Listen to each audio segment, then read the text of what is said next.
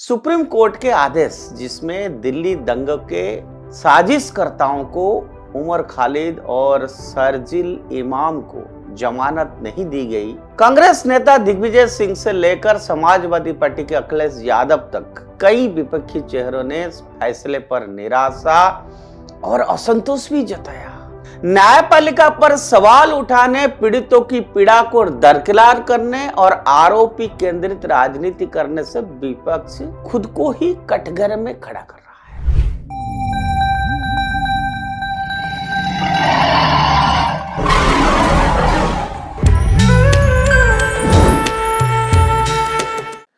नमस्कार मित्रों, उदय India digital में आप सबका बहुत स्वागत है। मैं हूं दीपक कुमार रथ। आज इंडिया थिंक्स में हम बात करेंगे मित्रों, इंडी गठबंधन के लिए एक दौर लगातार अवसाद यानी एक डिप्रेशन का जैसे माहौल हो रहा है इंडी गठबंधन के लिए, और कारण बहुत साफ है। भारत अपनी संस्थाओं के जरिए कानून के शासन को मजबूत कर रहा है। कल के सुप्रीम कोर्ट के आदेश जिसमें दिल्ली दंगे के साजिशकर्ताओं को उमर खालिद और शर्जील इमाम को जमानत नहीं दी गई ने इस सच्चाई को फिर से रेखांकित किया है। देश के बड़े हिस्से में इस फैसला का स्वागत भी हुआ है, क्योंकि यह संदेश देता है कि हिंसा, साजिश और राष्ट्र विरोधी गतिविधियों पर न्यायपालिका की नजर सख्त है। लेकिन ठीक उसके उलट कांग्रेस और उसकी सहयोगियों की प्रतिक्रिया ने उनके असली चेहरे को बेनकाब कर दिया। कांग्रेस नेता दिग्विजय सिंह से लेकर समाजवादी पार्टी के अखिलेश यादव तक कई विपक्षी चेहरों ने इस फैसले पर निराशा और असंतोष भी जताया। सोचिए, अब सवाल यह नहीं है कि किस फैसले से असहमति जताई जा सकती है या नहीं। लोकतंत्र में यह अधिकार है। सवाल यह है कि असहमति किसकी पक्ष में खड़ी दिखाई देती है।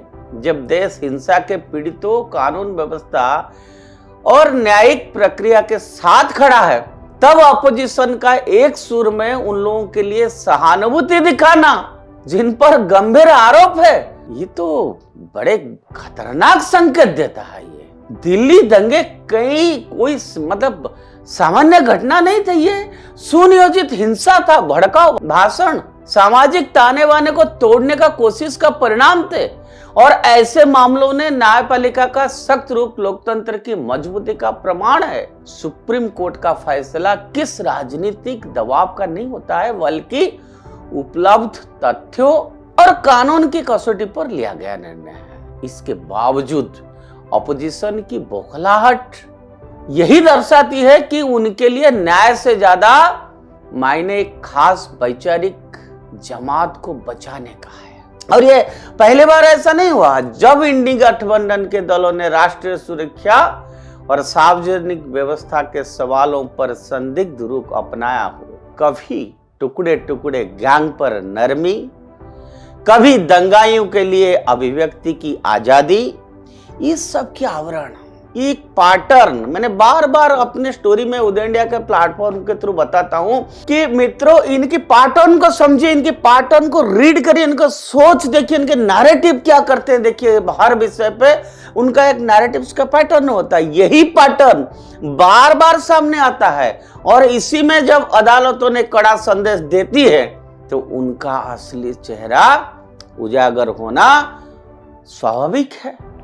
और यही कारण है कि जनता इस नाराजगी को गंभीरता से नोट कर रही है। इस फैसले का सबसे बड़ा लाभ यह है कि यह राजनीतिक धुन को साफ करता है। देश देख रहा है कि कौन कानून के साथ खड़ा है, कौन उसे कमजोर करने की कोशिश कर रहा है। न्यायपालिका पर सवाल उठाने, पीड़ितों की पीड़ा को दरकिनार करने और आरोपी केंद्रित राजनीति करने से विपक्ष खुद को ही कटघरे में खड़ा कर रहा है। यह न केवल गैर जिम्मेदारी के बल्कि लोकतंत्र के लिए भी घातक है। भारत के लिए यह क्षण आत्मविश्वास का है। संस्थाएं काम कर रही है, अदालतें अपना दायित्व निभा रही है और कानून सबके लिए समान रूप से लागू हो रहा है। जो लोग इसे दमन कहकर बदनाम करना चाहते हैं, वे दरअसल अपनी राजनीतिक विफलताओं पर पर्दा डाल रहे हैं।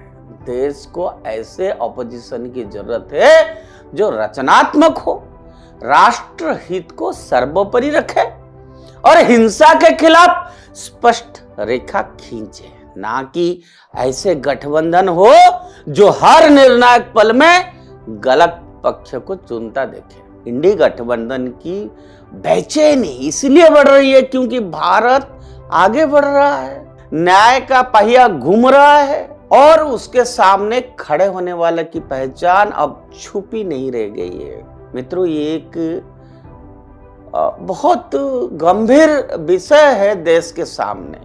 आखिर विश्व के इतना बड़ा लोकतंत्र है जहां पर इतने बड़े ऑपोजिशन पार्टी जो देश की भलाई के लिए सोचना चाहिए, वो देश की भलाई ना सोच के किसी एक ग्रुप या नैरेटिव को आगे बढ़ा रहा है जो देश हित में नहीं है।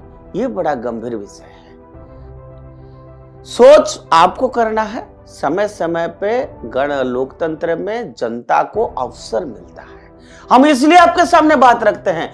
मित्रों, जब भी अवसर मिलता है, जो देशद्रोही है इनको आप अवश्य पनिश करिए। आज के लिए इतना। जय हिंद, जय भारत।